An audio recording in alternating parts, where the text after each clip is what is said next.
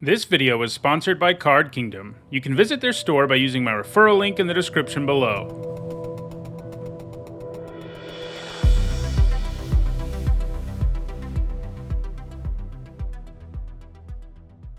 Hi everyone, I'm Hone, and it's Friday, and that means it's time for another MTG Top 10, the series where I rank cards based on their historical performance at Magic's highest level of competition.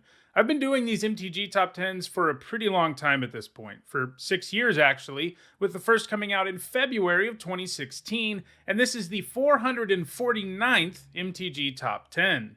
At this point, many of the older MTG Top 10s are in need of updates, so from time to time, we revisit the topics of old MTG Top 10s, and that's what we're doing today with a look at Hexproof. Hexproof is an evergreen keyword ability that keeps a creature from being targeted by the opponent's spells or abilities. While the mechanic made its debut in Portal 3 Kingdoms, it didn't become keyworded and evergreen until 2012. Evergreen, by the way, means we see it in just about every set. Ultimately, it replaced Shroud, which made it so both players couldn't target a permanent. As I'm sure you know, Hexproof is one of the most frustrating things to play against because it drastically reduces how much a permanent can be interacted with.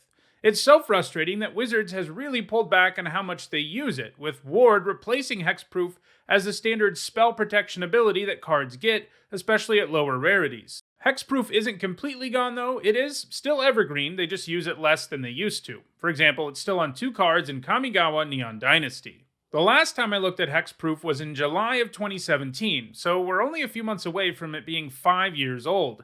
As you can imagine, the list has changed significantly in that time. In all, there are 188 cards that either have or grant Hexproof, and in this video we'll take a look at the 10 that have left the biggest impact on competitive Magic. As usual, when I do one of these videos that revisits an old MTG Top 10, I'll also talk about the cards that were on the list last time, but didn't make it this time.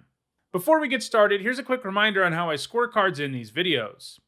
A first tier top 8 is worth 2 points, this includes events like Mythic Championships and Pro Tours, and a second tier top 8 is worth 1 point, and this includes events like Grand Prix and Magic Fests. Alright, let's get started with a look at the 4 cards that fell off of the list last time. Silengar the Drifting Death didn't make the list this time after coming in at number 10 back in 2017. This Silengar offers you a large flyer with a powerful dragon attack payoff, which gives the opponent's creatures -1/-1 until end of turn. This is enough to kill many small creatures, and the more dragons you attack with, the more likely that is. It was played in control decks in the standard of 2015 to 2016, many of which had various dragon synergies, so it was a great fit there. It hasn't gained a single point since 2017, and while its 17 points were enough to make the list last time, this time around the number 10 card on the list has 43 points, so Silengar isn't even close and will never be back on this list. Next, there's Invisible Stalker, which was at number 9 on the 2017 list. The Stalker is one of the hardest creatures in the game to interact with, since it not only has hexproof, it's also unblockable. Those two keywords together made the Stalker an excellent place to put auras. Auras can be risky because you open yourself up for a 2-for-1 if your opponent can kill your creature, but you don't have that problem here. Hexproof means your opponent can't kill it in response to your aura, and unblockable means that the Stalker is going to be hitting really hard. With all that in mind, it comes as no surprise that the Stalker was featured in a standard deck called Bant Hexproof, a deck running a bunch of auras and difficult to deal with creatures, many of which had hexproof. Putting something like Rancor on a Stalker was some pretty frightening stuff. It was also played in Delver decks, which were not really all in on the make the Stalker big plan, but the deck was loaded up with spells and Runechanter's Pike, and the Stalker could certainly win the game after being given one of those. It has only a single point since the 2017 list, and it did that as a sideboard card in Modern Infect. Obviously, the Stalker doesn't have Infect, but it's a good creature to side in against opponents who side in Infect hate pieces. It isn't gaining points very quickly, so it seems pretty unlikely it will ever climb its way back onto this list. Sagarda, host of Herons, also lost her spot on this list after coming in at number 8 last time. She's a large flyer with hexproof, something that always makes a pretty attractive win condition, but she also comes with the added bonus of not letting your opponent make you sacrifice permanents. That's a big deal, because one of the few ways you can deal with a hexproof creature is with an edict effect, but she turns those off too. In Standard, her primary homes were Selesnya aggro and several different kinds of control decks, not to mention the aforementioned Bant Hexproof decks that Invisible Stalker was also a part of.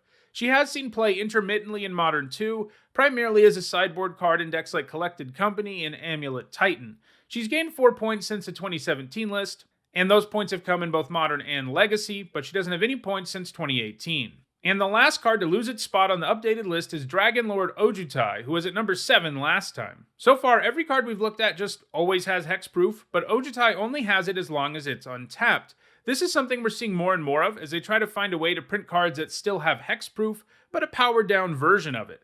Powered down or not, Ojitai is still quite powerful, largely because of the effect you get when it hits the opponent. Getting the best card out of your top 3 is a big deal, especially because in a lot of situations your opponent won't be able to deal with Ojitai before they take that hit, and that's thanks to its conditional Hexproof. Ojitai was mostly played in various control decks in Standard, including those with the Dragon sub-theme, as well as more traditional Esper and Jeskai control decks. Ojitai also has a single point that came in a modern blue-white control deck, and more recently, Ojitai has seen some play in Pioneer Azorius aggro decks, though it doesn't have any points at all since 2020. It could find its way back on this list if it starts seeing more play in Pioneer, but it isn't super likely. Alright, let's move now to the list proper. At number 10, it is Blossoming Defense, a newcomer to the list. Blossoming Defense did exist back in 2017, but it was a relatively new card with only 12 points, which wasn't enough at the time. However, it's been quite busy since then, gaining 31 points. Blossoming Defense is a powerful combat trick. It offers a pretty reasonable stats boost and, importantly, it also grants Hexproof. It can be absolutely devastating if you try to remove a creature and your opponent uses this, because not only does the creature not die, it's hitting you significantly harder. In Standard, it was mostly played in green aggro decks like Stompy and Golgari Constrictor. Perhaps the most interesting place it was used, though, was in energy decks that featured Electrostatic Pummeler.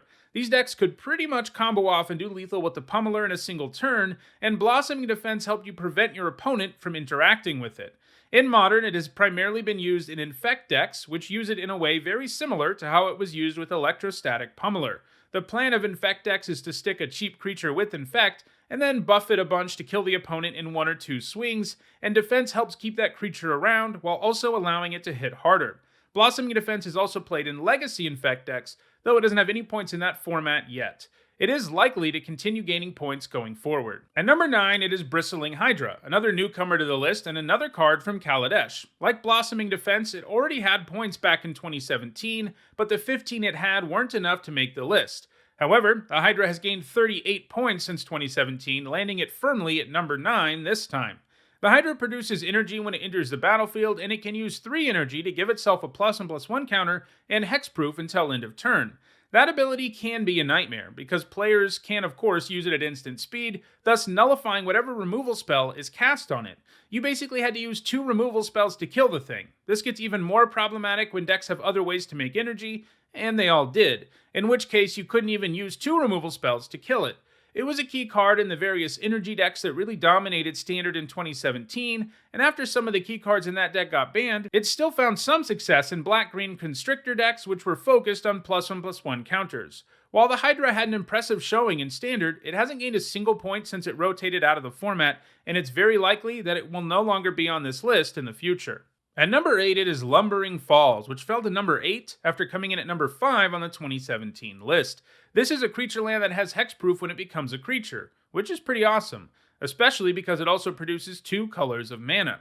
Creature lands tend to be pretty nice, as it's pretty amazing utility to have a land that can just operate as a land in the early game, but then it can start going after the opponent later on. Creature lands are generally immune to sorcery speed removal, including board sweepers, which is pretty awesome. The Lumbering Falls goes one better though thanks to hexproof. It also can't be targeted by instant speed removal. It certainly isn't the largest creature land ever, and it certainly isn't evasive, but it is probably the hardest one to deal with. As you would expect of a dual land, it was played a ton in Standard, and it gained some more points in that format before rotating out of it in 2017. When the Pioneer format was created in 2019, Lumbering Falls found a new home, as it's been played in decks like Sultai Control, Ramp, and Nexus Fog. It's likely to keep gaining points in Pioneer going forward. At number 7, it is Fleece Mane Lion, which took a precipitous drop down to number 7 after coming in at number 2 last time. Fleece Mane Lion gives you great stats for a 2-mana creature, and then it comes with a pretty great box of text. It comes with Monstrosity, which in this case means you can pay 5 mana to give the lion indestructible and hexproof, as well as a counter. Hexproof, of course, means your opponent couldn't use most removal on it, and indestructible made it so even board sweepers couldn't take down the lion. The particularly nasty thing to do with the Lion is to just leave mana up for Monstrosity, since if your opponent decides they're going to kill it, you can just use it in response and fizzle their removal spell. The Lion was a key part of mini decks during its time in both block and standard, because it's difficult to beat this kind of efficiency. Early in his time in Standard, he was featured in decks like Naya and Selesnya aggro. However, it put up the lion's share of its points in a deck that dominated Standard in 2014, Abzan. Abzan was just a deck loaded up with hyper-efficient creatures all along the curve, and the Lion was one of the best 2-drops for the deck. Despite all of that Standard success, the Lion has not gained a single point, not just since the 2017 list. Back then, it had already been 2 years since it had gained its last point, so it hasn't gained points in a very long time. Still, its colossal score in Standard was enough to allow it to stay on the list this time. It's going to be interesting to see how long that remains the case, because it looks inevitable that the Lion will fall off of this list. At number 6, it is Paradise Druid, a newcomer to the list that didn't even exist back in 2017, since she was printed in 2019's War of the Spark. The Druid only has Hexproof when she's untapped, but that's a pretty nice thing to have on a creature who can tap for mana. One of the worst feelings you can have is playing your mana dork in the early game and planning ahead to what you're going to do with that mana, and then your opponent promptly lightning bolts your Birds of Paradise. Paradise Druid gets around that, making it much more likely that she will produce mana before getting taken down.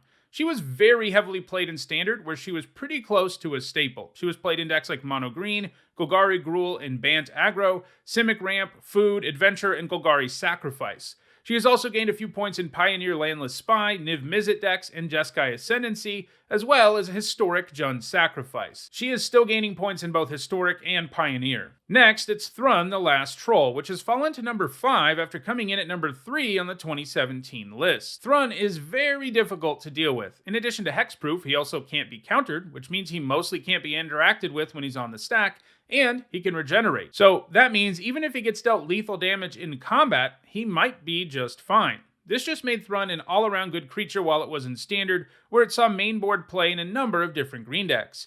In Modern, Thrun has been more of a sideboard card that can be brought in against opponents playing counter magic. It's been played in the sideboard of decks like the Rock, Junk, Jund, and Birthing Pod.